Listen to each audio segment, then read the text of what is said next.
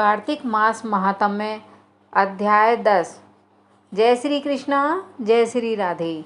राजा पृथु ने कहा, हे देव ऋषि, आपको नमस्कार है। अब कृपा कर आप यह कहिए कि जिस समय भगवान शंकर ने माथे का तेज क्षीर सागर में डाल दिया उस समय क्या हुआ। नारद जी ने कहा, हे राजन, जब शंकर जी ने तेज क्षीर सागर में डाल दिया तो वह शीघ्र ही बालक होकर गंगा सागर के संगम पर बैठकर संसार को बह देने वाला, रुदन करने वाला, उसके रुदन से समस्त संसार व्याकुल हो उठा। लोकपालों ने मन में भी व्याकुलता हुई। अधिक कहने से क्या है, चराचर चलायमान हो गए।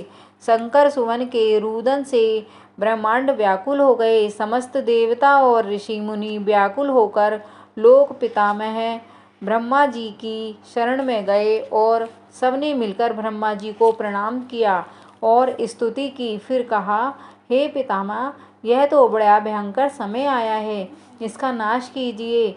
देवताओं की यह बात सुनकर ब्रह्मा जी सत्यलोक से उस बालक को देखने के लिए समुद्र तट पर आए। समुद्र ने ब्रह्मा जी को आता देख उन्हें प्रणाम किया और बालक को उठाकर उनकी गोद में दे दिया। तब विस्मित होकर ब्रह्मा जी ने पूछा, हे सागर, तुम शीघ्र बताओ कि यह बालक किसका है।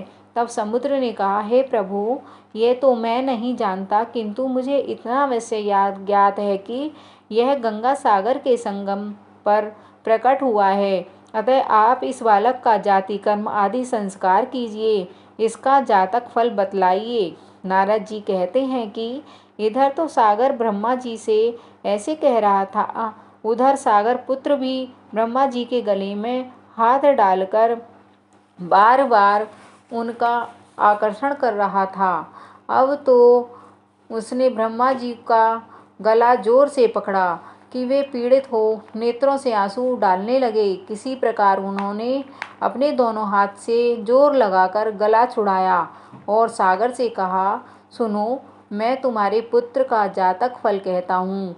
मेरी आँखों से जो जल निकलता है, इस कारण इसका नाम जलंधर होगा। यह पैदा होने के साथ ही तरुण हो गया था। इससे यह सब शास्त्रों का पारंगम, महापराक्रमी, महावीर जवान और रण दुर्गम तथा सभी दैत्यों का पारंगत और भगवान विष्णु को जीतने वाला होगा। यह कहीं भी नहीं हारेगा। एक भगवान शंकर को छोड़कर सबसे अवस्थ होगा और जहाँ से यह उत्पन्न हुआ है फिर वहीं जाएगा। इसकी पत्नी बड़ी पतिव्रता, सौभाग्यशाली, सर्वांग सुंदरी, परम मनोहर, मृदुभाषिणी और शील की सागर होगी। नारद जी ने कहा, हे राजन, सागर से यह कहकर ब्रह्मा जी ने शुक्राचार्य जी को बुलाकर बालक का अभिषेक किया, राज्याभिषेक कराया। फिर अंतर्ध्यान हो गए।